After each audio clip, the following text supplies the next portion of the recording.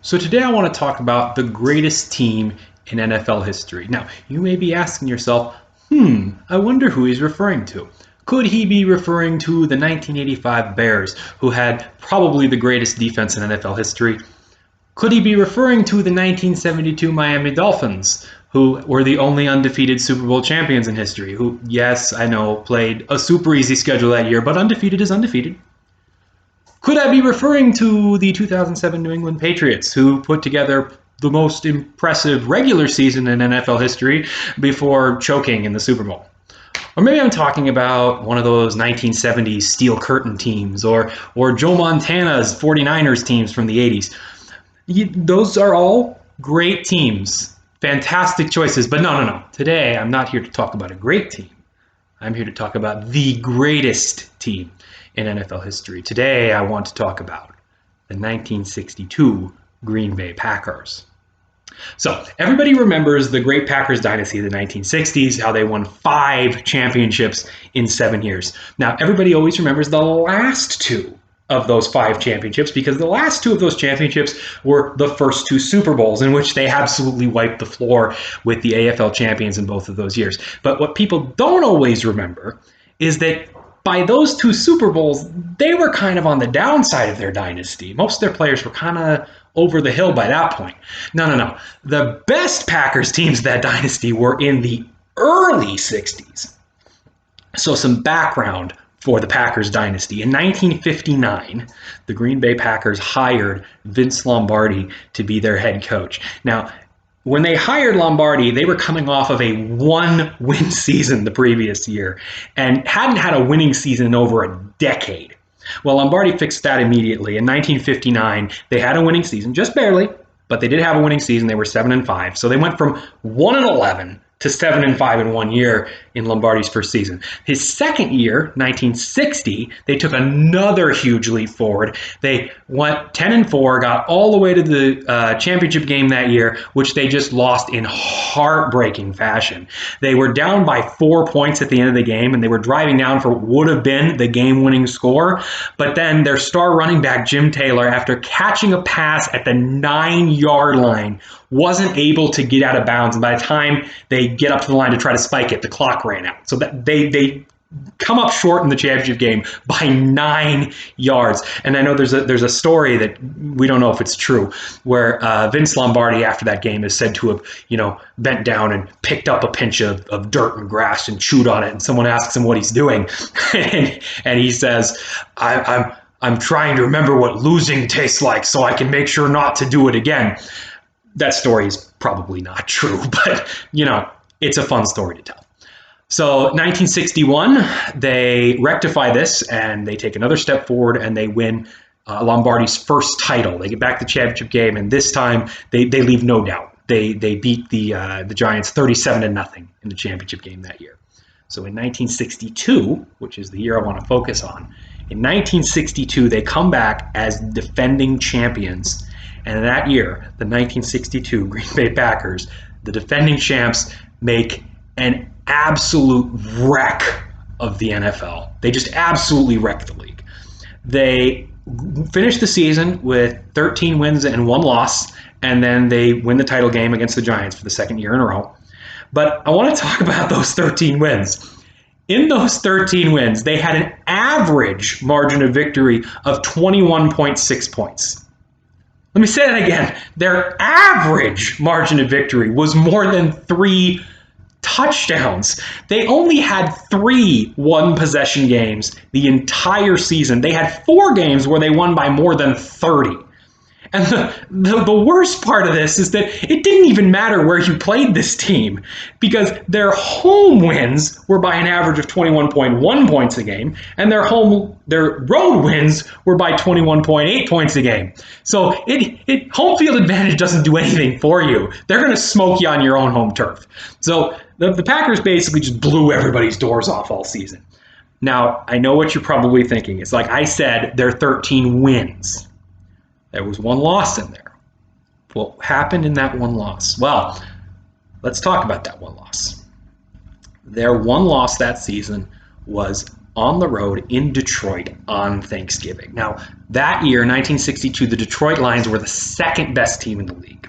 But since they were in the same division as the Packers, they had to play each other twice. The Packers won the game in Green Bay, and the Lions won the game in Detroit. So their Packers' one loss that season was on the road on a short week against the second best team in the league, who they'd already beaten once early in the season. So definitely not a bad loss. But kudos to the Lions for being the one team that managed to take down this juggernaut. Okay, that's enough about the one loss. Let's go back to talking about how great this team was. In 1962, the Green Bay Packers had the number one ranked defense by a mile. It wasn't even close. In their 14 regular season games, they held their opponents to 7 or less points 7 times. So half their games, their opponents are scoring a touchdown or less. And if we include the championship game in that, instead of being 7 out of 14, it's 8 out of 15. Because in the championship game, they made an absolute joke out of the best quarterback in the league, Y.A. Tittle. They held him to 44% completion percentage, less than 200 yards, no touchdowns, and a pick. And that kind of leads me into my next point about this defense, which is that they didn't just get the number one defense by feasting on bad offenses that year. 1962, the Packers played 5 games against top 5 offenses. And in those games, they allowed 0 points, 7 points, 7 points, 26 points. That's the loss to the Lions. And then 7 points again. So this is the cream of the crop. This is the best offenses that the NFL has to offer. And they averaged 9.4 points against that Packers defense. And if it weren't for that one fluky Lions game pulling the average up, it would have been 5.3. That's how dominant this defense is. This defense is in the conversation as one of the greatest defenses of all time. They're in there, right up there with the 85 Bears and the 2000 Ravens and all those 70s Steelers teams. Like, I don't know if they're the best. I don't know if they're in the best, but they're in that conversation as one of the historically great, all-time great defenses. Oh, and did I mention that the Packers also had the number one offense that year? Yeah, so we're not just talking about a historically great defense or a historically great offense. We're talking about arguably the greatest defense of all time, along with an offense that is also breaking records. So the Packers offense that year averaged 29.6 points a game. So that's more than a touchdown, better than the league average. They scored 40 points 4 different times. But what I really want to talk about is the star players on this team. There were so many stars on their offense that I don't even know where to start. Actually, that's a lie. I know exactly where to start. Let's start with the absolutely indisputably best offensive line in NFL history. Now, I know everybody always wants to talk about the Hogs, those great Washington Redskins offensive lines in the 80s. But think about this for a second. The 5 starting offensive linemen for the Green Bay Packers in 1962, every single one of those 5 made the Pro Bowl at least once during their career. At least once. And 3 of them were inducted into the Pro Football Hall of Fame. So we're talking about an offensive line where 60% of them are Hall of Famers, and the other 40%, well, they're just Pro Bowlers. Running behind this offensive line, you have not just 1, but 2 Hall of Fame running backs. You have 1962 NFL MVP Jim Taylor and 1961 NFL MVP Paul Hornung. That's right. 2 different Packers running backs won NFL MVPs in back-to-back seasons. So the Packers ran a lot of 2-back sets that year because, why wouldn't you when you have 2 Hall of Fame running backs? But specifically, the formation that they used the most often was the split backs set. And that's where you line up your quarterback and your 2 running backs in a triangle. You got your quarterback and then you have a running back here and a running back here.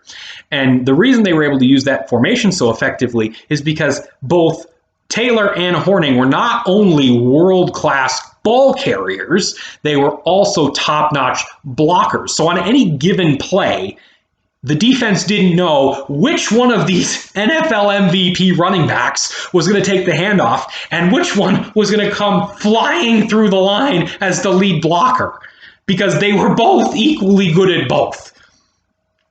Behind this Hall of Fame offensive line and the Hall of Fame running backs, it should come as no surprise that the 62 Packers finished the season with 36 rushing touchdowns, which is still an NFL record. And they did it in 14 games. In 1978, the NFL went to a 16-game schedule, and even with the 2 extra games, nobody's touching this record. Nobody's gotten more than 33.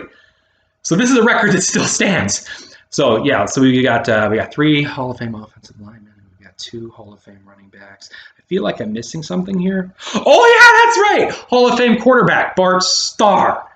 Honestly, this whole team just makes me feel like I'm in one of those corny old infomercials. Every time I think that I'm done finding out how great this team is, it's like, but wait, there's more. So Bart Starr obviously didn't get as many chances to throw as many of the other quarterbacks in the league did that year because the Packers were clearly running a run-first offense with those 2 Hall of Fame running backs. But when he did, he definitely made the most of it. He didn't rack up all the yards and all the touchdowns, but he did have the best passing completion percentage in the league, and he was 3rd in the league in touchdown interception ratio. So we're talking about definitely the most efficient passer in the league with the attempts that he got. Okay, so we got 6 Hall of Famers on offense. We got 5 Hall of Famers on defense. That's 11 out of their 22 starters. So half of their starting lineup that year is in the Pro Football Hall of Fame. That's not fair. That's just insane. That's like calling Karl Marx to redistribute the talent because it's not okay for there to be that many great players on a single team. It's just not. And then to add insult to injury as the icing on this already ludicrous cake, the cherry on top, if you will. This team, which is chock full of Hall of Fame players, is coached by Vince Lombardi, a man who, with all due respect to Bill Belichick, is still the greatest coach in NFL history. So, just to recap my thesis here, in 1962, the Green Bay Packers absolutely wrecked the league. They dominated the NFL in a way that no team has before and in a way that no team has since. They made an absolute joke of the 1962 season. They are the greatest team in NFL history. So that's what I wanted to talk about today.